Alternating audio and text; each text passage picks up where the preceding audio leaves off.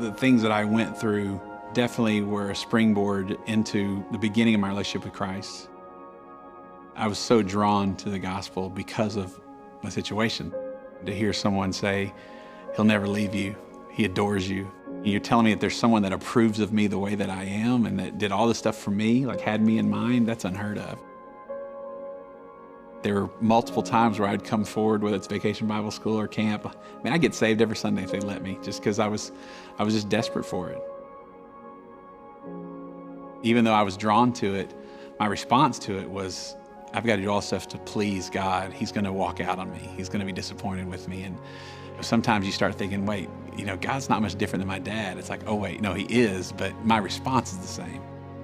It becomes very works-based, that if I'm good enough, the good outweighs the bad, and God's okay with me.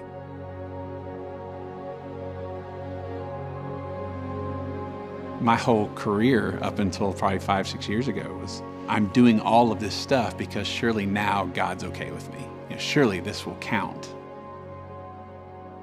I'd rather stand in front of 10,000 people than one-on-one because one, they can't talk back. And I can stand there and tell them all the things, not that's wrong with them, but how much God adores them, but struggle with applying it to myself. It's really easy for me to talk about how much God loves you to avoid the issues that I deal with daily.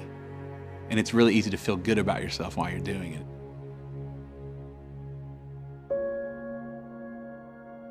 A dear friend of mine, he came into my life and was like, hey man, I don't know if you realize this, but there's nothing you can do to make Christ love you any more than he already does right now. You've worked so hard at whatever you're trying to run from or gain, whatever it is. What if he adores you now?